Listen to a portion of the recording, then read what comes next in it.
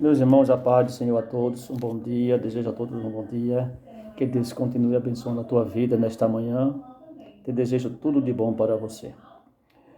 Eu quero, em pequenas palavras, falar um pouco de renovação, não é? E o que é renovação? O que tem uma casa quebrada, cheia de capim por dentro, abandonada, rachada, qual é o valor que ela tem para as pessoas? Quem passa por ela balança a cabeça, vê que essa casa está quebrada e não tem mais conserto. Ninguém quer morar numa casa abandonada que não preste mais, a não ser aquelas pessoas que não têm onde morar, mas ela, olhando por os olhos espiritual, não tem valor nenhum, não é? Qual é o valor que tem uma casa daquela? Para nada.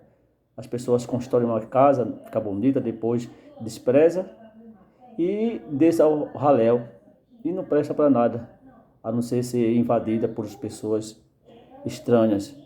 Mas, falando um pouco da renovação, nos meus primeiros pensamentos, sei que eu não tenho um entendimento lindo como muitos irmãos têm, um conhecimento bíblico. Eu acho muito bonito quem tem esse conhecimento bíblico, porque eu li a palavra de Deus e eu também leio, mas minha mente é pouquíssima para isso.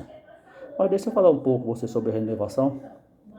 A gente, quando fala em renovação, eu me lembro daquela passagem de Ezequiel, no capítulo 37, versículo 1, quando Deus renova o povo dele. 37, Ezequiel, versículo 37 de Ezequiel, desculpa, e versículo 1 e 2, que diz assim, preste atenção. Na minha tradução, talvez a letra pode ser diferente, mas veja, veio sobre mim a mão do Senhor, e me levou em espírito do Senhor, e deixou no meio de um vale que estava cheio de ossos. O 2 diz, me fez andar ao redor dele, e era muito numeroso sobre a superfície do vale, e estava sequíssimo.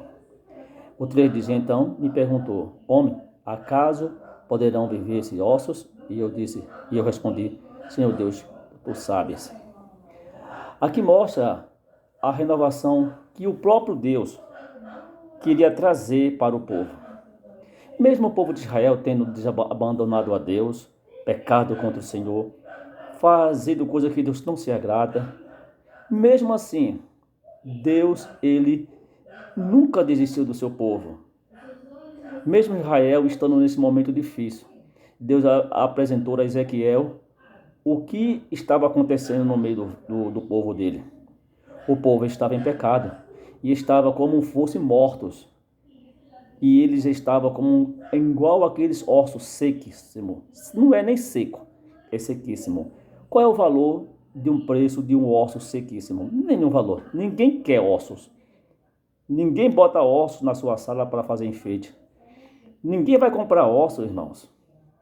Há muito tempo lá em Recife, quando eu morava em Recife, se Deus quiser eu vou voltar para lá, se Deus quiser, esse ano que vem, não sei o mês, mas eu estou voltando para Recife. Mas que valor tem ossos? Muitas vezes eu saía catando algumas coisas para vender e muitas vezes ossos tinham valor, mas não era um valor muito grande, era pequenininho. Mas hoje ossos não têm valor. E sequíssimo não tem valor, não tem vida, não tem nada para dar. Mas mesmo o osso sequíssimo, Deus já levantou Ezequiel e a mostrou o que estava acontecendo no meio e como é que o povo estava.